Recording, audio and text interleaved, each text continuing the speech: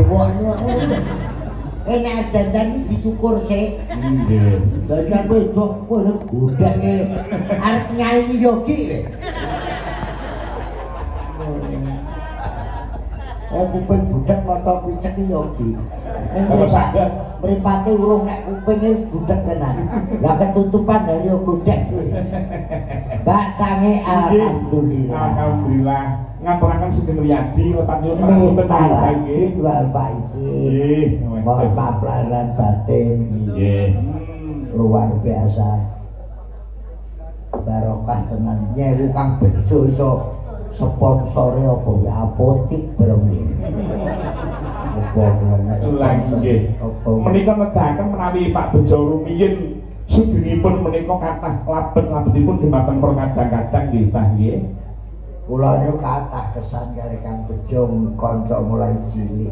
Nggih. Mulai Mbah Bono, Mbah Manto. Mas Bejo ini piantune Kender atau ngendika. Nggih. Apa nek? Kono lho, dalem nggo kono lho. Acok gurumu. Nggih. Iki alhamdulillah nek rendeng nek aku penangkal petir. Bedhet wis ora nyaut iki. Lah nggih, nggih. Saestu, Mbah. Manu arae ditekon ya kancane. Nek wis dandan ngono kuwi ya sing apik ngono. Wong nguyuh iso jejer wadeg wae. Lagi batang lagi rendang lek. Batang meneng kono aja senjen marki rumah ini kan salindri aja kok bar. Bahaya nikan salindri. Tuane nikan besok ya. Nggih. Ana arae kurang ajar ngono ya diupload. Dikirimnya aku. Pripun, Pak? Bar dadan digolek iki renek. Iya. Bupati saudun nang pojokan. Barbul. Nek mriki nggih Bupati nek kemungkinan nggih Sutarni iku sami. Sami, pancene sinden biyen ki nek ora ngrokok ora apik. Lah nggih. Nggih, kula niku awal artis-artis kondang Etiku Sindang terus Mbak Dewi Yul. Iku nek arep munggah panggung Samsul Bulbul. Lah kula tekoni jebul ketahanan swara. Oh, mata. Kula nek dadi dalang kok gak ngrokok wis parah banget. Napa diwonten to Mbah mriki, Mbak? Oh, kakak. Nek niku ya mergo wirid. Yoga sing ora ngrokok nggih enten ning dikumpukne.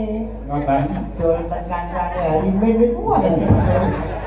Niku kan menungso ora nggih estu wong kula piyambak nglinting kok Mbah niki. Kula nggih nglinting kok kula nggih. Selawase urip kula entuk Mbah. Kula kali Mbah Tarum ten ngandhap niku. Nggih. Kula ngebel bos Mbako Indonesia.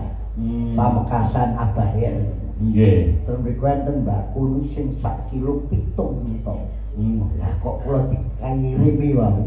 Lewat napa niku online ngoten. Sedente. Daan niku 2 kilo. Gak 14 juta. Nggih, leres. Arep kempil ora? Budhe. Lah blak kerene ono Langgih nggih nggih. Alhamdulillah. Kang Bejo menawa piantune Kender. Nggih. Ora kagan iki. Ganjong niki wau, wah kowe ganjong apa? Nek ra iso to aja bodho sanggup to. Kok wobok ora ngisi wong medhun. Ganjong tuwal. Kowe mung ganjong kok gegek. Leket tenan aku dianggit rak tak pantau karo Mbak Tarum serampak ora genah. Iki kan Kang Bejo. Nggih. Tahun 86 kula niku misi nek mboten lepat Bupatine Tasik Bagus Bandono nggih. Kula dinuta kontingen ngisi Taman Mini Indonesia Indah Anjungan Jawa Timur. Lah kula kali Kang Bejo garap tayub Medinan. Wonten mriku termasuk Gambyong niki seurip Paerah, Ceples, Jumiatun, nggih, Pangsen niku jek meniki jek prawan-prawan nika. Nggih. Niku Gambyong ten Taman Mini mriku pun garap niki diarani apa Sura Permati apa Undet. Nggih. Susilo Permati. Oh, ngata. Terus nek London terus sambung Gilang terus mlebet lumbung desa terus lesung Jumengluk derengan Serapan terakhir orek-orek niku dados ciri khas Gambyong Medyunan ngantos sepriki nggih Pak nggih pun telas nggih mugi-mugi Mas Hariwur niki mau bangkit melih. Nggih, mugi-mugi Mas. Kirane Mbah Tarom 10 tahun bangkit, 5 tahun turu. Gonge ora ditutuk, wah gacah piye. Nggih. Niki mulai melih pendopo uyon-uyon malih niki badhe kula judal. Oh, ngaten. Ya. Nggih. Wah, jan betangipun mengendang nggih sae nggih. Mas Joko Karangjati niku nyatanipun ngendang ibu-ibu waria wau nggih nyatanipun saged. Lah niku saklop kok. Arisan nduk. Saklop. Kenapa mrene mantune Kang Bejo sing keng Klaten Mas Naryo niku pun mulai nggawe. Kula sing ilang gending Medyunan menika wonten. Oh, ngaten. Nek gending kecule Sampak Bajulan. Terus lajeng Sudun. Nggih. Diong kentil niku Medyun nek kangge beksan kasatriyan terus angkleng kalian pisang Bali. Oh, ngaten. Kali cau gletak niku. Niku Medyun nek cau gletak sing kalung jambur lungguh. Terus diterusoki. Untul po aja kelek Bali maneh yen tertib nggih ora kaya saiki kena sondorek bodho wis pun pisang kalian ketek peper nggih enten nggih ketek peper terus kirik ngincing nggih nek anu mesti konten siapa ta sing dalem siapa niki anu napa niku bangsane Mas Timbul terus Timbul Pengerek nggih wah apik katanya dipercaya kalih Naryo ora betul wong niku murid ing Gandeng kali kangkon kula ngerti kampus Hotel Mawar India niku wah mulane kali oh ngaten nek gending Medyun ku kuwi lah nggih Sodron omahe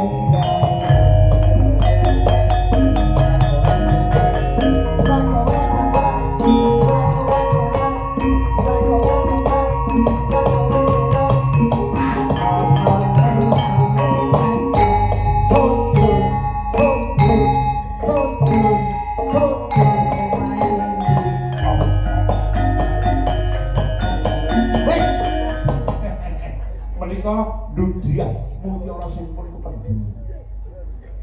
Sing kependhem kan Bejo. Iki gending-gending ngoten iki lak sampun mboten viral malih ngoten lho, Pak. Pun mboten spiral malih. Wis padha kabeh. Lah nggih. Wah, estu kok. Kula kali Pak Uun niku wis pokoke senengane sing diobrolke ya mung gending. Nggih. Ciri khas Medyunan. Nggih. Enten kenangan.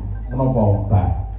Yen kasih kebudayaane Pak Kasyoto terus ten Taman Mini numpak kereta gantung nggih Taman Mini kula Kang Bejo Guntar sapa nek Mbah Siran betul ten dhuwur kula tuti tak cecek hari ditok nih samane ceblok ndase ning jero dipet mudhun rupane biru kabeh panjenengan kula pun persiapan jagung kula tambah nyoba betel apik jajal apa piye ora mboten pun tambah sing lah nggih aku kelingan kuwi wah kula nuwun kali Kang Bejo kula pinter nggih kok Kang Bejo nggih ngerti gending-gending Kang Bejo niku milanipun dalu niki alhamdulillah iso nyewu wah Uun sak anu sapa ki Esti warga Mas Agung komplit alhamdulillah iso gayenge kaya ngene jam pira iki menika jam 12 kirang sekedhik Pak kira gangsal menit. Tak bukan ini. Nah iya. Ini mesti anu komplit. Barang-barang iki goreng. Kula tak anu nggih. Naluri Medinan. Oh ngoten, liripun terus ngendi, Pak?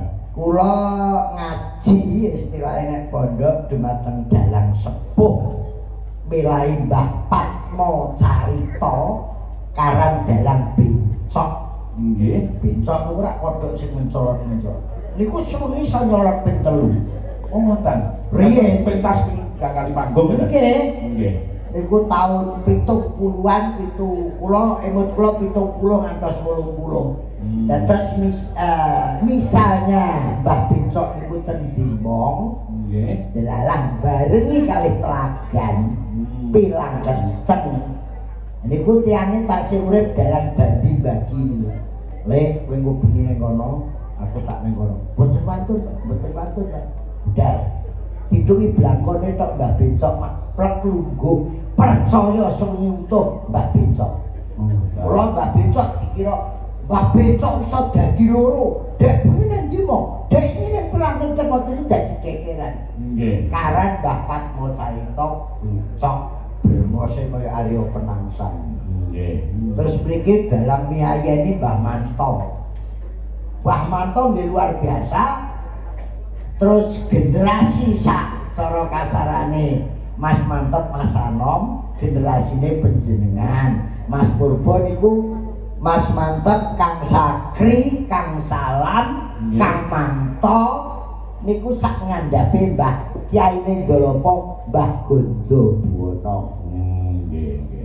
Sak bendipun tanggap tiyang nyewu. Nah niku naluri niku dina niki kula pendet. Milanipun manten Akabri Pedang Pura. Nek wonten nggih. Terus kirap. Nek mriki wonten Golo Ganjur. Dalam dunia ngewu wayangan. Niku Madiun kula lestareke ngantos sak mriki. Menapa pasi jam 12 bengi sandangan sing diagem menika dipun paringaken sinten ingkang purun ngagem. Nggih. Atau dipethuk mori putih, dibetoten panggung kalih putra-putrane, mangke ingkang purun ngagem monggo wonten mlebet. Nggih. Sonten wau pun tahlil dzikir, pun wirid umpet unggul donga. Ngono. Monggo. Monggo wajan sugeng enjing Mbak Manuhara. Nggih, wajan. Sabotase tukang ison. Sugeng enjing. Ketoke tukang ison gawane Wahrul. Jenengan kok ngoten to, Mbah? Aku nggih. Lagi wayang. Monggo Mas Velok. Monggo teng pundi? Lho, datang pundi monggo? Lho, Mas Velok sugeng enjing. Nggih, sugeng enjing Bu Cangik Bu Limbuk. Nggih, wajan. Menika komplit para kadang-kadang seniman-seniwati keparang rawuh wonten mriki. Kula semanggaken sampean sing garap Mbak Manuhara niku. Oh, ngoten. Nggih. Nggih nyanyi mawon. Nah, nek garap mboten saged wong niki alit tok. Alit piye? Ora. Tasih alit ngoten. Ora ora ngerti satenane kok ya. Lah nggih, ora kok perkara alite. Lah cara garap tenan ndak pentung-pentungan. Yo ora. Lah nggih. Menapa lagunipun kula pasalah panjenenganipun Mas Velok. Nah, sampean sing bawa Mas Velok. Bawa napa? Lah monggo. Ya sing penting iki padha mbantu utawa nyengkuyung marang Mbak Uun sak keluargane kabeh nggone parang nyewu dinane panjenengane Eyang Bejo. Oh iya. Iya. Monggo. Belok Mas Lendro Mas. Wis sing gampang wae. Belok. Oh belok mawon nggih. Iya. Ratik ngadeg to Mas. Neno. Ratik ngadeg to Mas Velok. Lha iki wis ngadeg kok. Sugeng dalu Pak Bupati Madiun izin. Nggih. Dalu Pak Hariwur. Nggih Pak Hariwur. So Bapak Wakil Bupati. Nggih matur sembah nuwun Pak Wakil. Pak Prapto. Pak Prapto izin. Nggih. Jan Pak Prapto ki ya langlung lho Mas. Masa ta? Nggih saestu kalih lari-lari wau nggih matur sembah nuwun nggih Pak Prapto nggih. Termasuk jenengan ngentasne kemiskinan. Alhamdulillah. Mengke diaturi lega wonten panggung mangke. Oh nggih. Alhamdulillah. Sasawunipun panjenengan menika mangke ya. Nggih. Ya mangga, ya. Yen ing tawa. Apa jenengan liyane ora iso ya, Mas? Lah apa lho? Kesayangan ya kuwi kak ya. Nah, iki sampean ki berarti sampean perlu belajar. Oh iya nek ono kowe. Ora. Sampean. Ora, aku duwe gurune. Siapa? Mbak Betty, rene. Iki lho, Mbak, rene ya. Ayo warai aku. Pinter. Nah, Waduh. Dikeroyok anggo iki. lah kok anggo iki pripun lho jenengan iki? Tenang iki. Wong iki wanita lho ya, Mbak ya. Jan dalang ki ya jahat kok. Lah ya piye, Mbak? Jeru lho omongane iku. Kok iso? Jerune sapira? Lah wong ayune kaya ndelokno anggo iki nek nyucuk bon-bonane terus. Lho, anggo iki ora apa-apa, Mbak. Nyucupe beda nggon kok ya. Anggo iki ngono ki lek jarene nyucup ning nggon apa, Mbak? Bon-bonan. Nggon-nggonan dhuwur apa? Lah bon-bonan iki ngendi to? Enek loro lho, Mbak. Oh, Mbok, aku radang. Unyeng-unyeng iki loro maksude kok ya. Oleh lipenane sak untu-untune dilipene. Sikatan kok ning kene to, Mbak?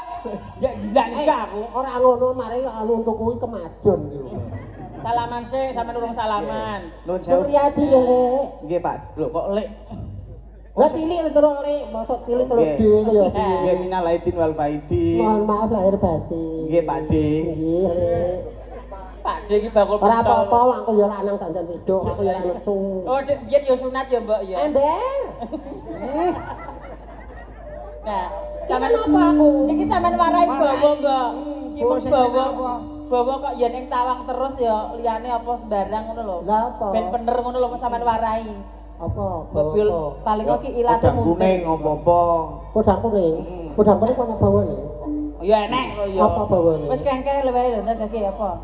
Oh, Asmarandono. Nah, yo warai, Mbak. Cakepane piye? Ya ora. Lah wis sampean iki sinden lho ya kan kok iso tek aku.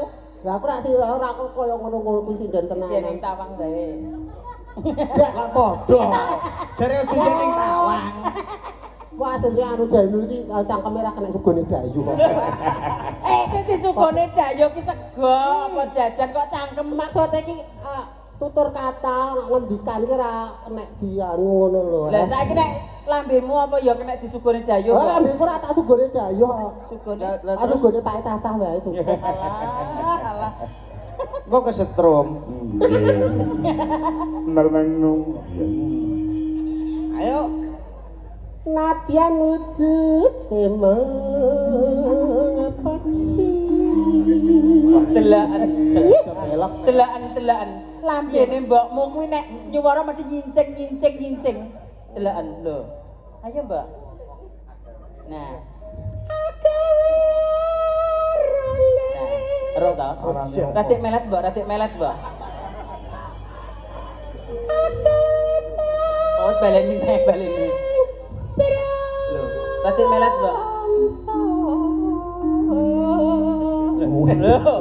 Kecapean. Kok iso mbok mek iki lho. Kok iso? Arep caodot e. Ilate nyapa kok mbok ana ning ngono? Late cawan. Cangkem diobok-obok itu mangsane kobokan kok piye. Gila. Ambunan. Wah. Nyapa? Nyapa ya wangu. Nyapa apa? Heh? Apa? Pesing.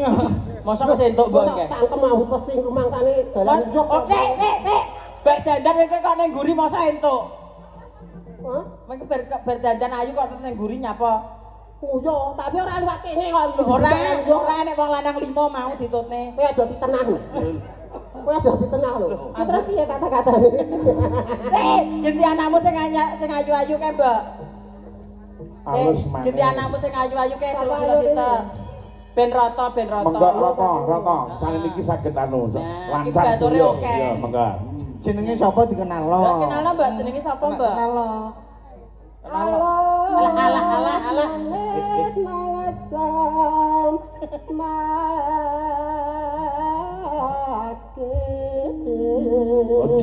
Allahumma sholli ala Muhammad. Pengajian to piye ya? Nur, Piye, Mbak? bajing nek tuwek suarane gali-gali ya. Gali-gali turut usuk. Aduh. Wes iki jelas tingkah lakune sapa iki, Nduk? Mbak. Sik Mbak, astagfirullah. Iki tingkah lakune sapa, Mbak? Ya aku wedi nek susun biasa. Ngene iki ya apa kagawene abah yo. Ya. Ayo Mbak Nasir. Lo. Saiki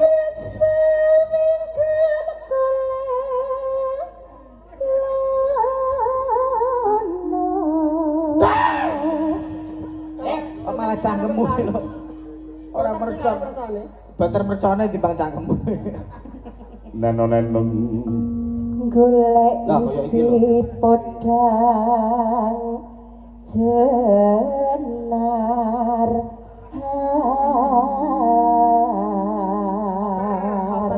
Oper. Iki Ayu ki jenenge sapa, Mbak? Ben para Ya, penonton ditetapke. namanya siapa? dalam paling asma Angelina Mas. Alah, Nasir.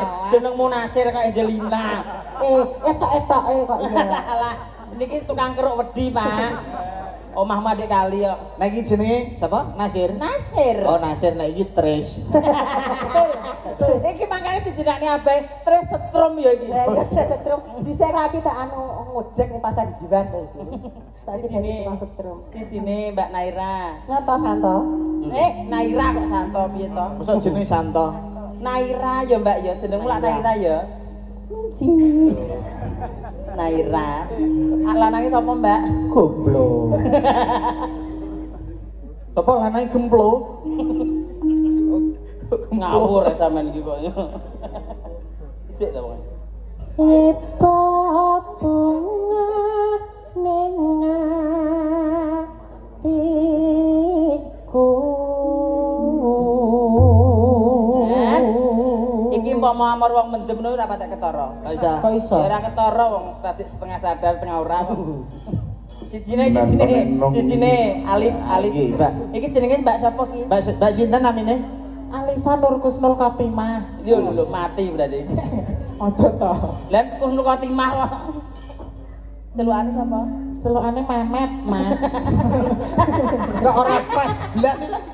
Talifa Kusnul Khotimah Mehmet tonggo iki rada bisu lho. Wis ditambakne Mbak wis mari iki. Kok celukane kok melet. Kowe iki ayu lho mau. Disir penonton lho. Lah iya. Disir kalayak umum ta kok. Kok ngaku. Kok ora gumoh ya sing ngesirke. Ayo. Nyanding bisa dadi tombo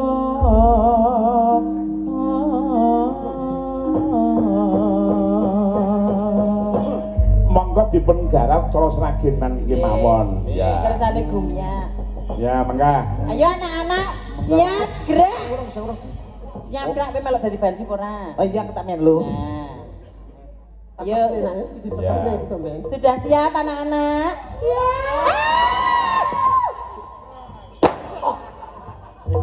Lu nek ngobrol kabel kok lho. Aduh, kurang banter. Ora Ya. seru ya. Neh. Monggo dipun aturaken ya.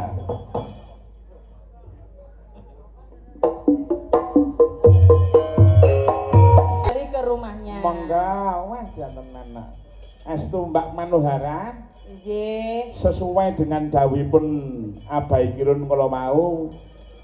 Para putra wayah Eyang Bejo menika nyuwun berkah kalian jenenganipun Bapak Prapo. Sepatus pinarak dateng pemanggungan. Oh iya, mangga dipur kancang. Cara ngulon. Oh iya, ngayu Jakarta. Mangga.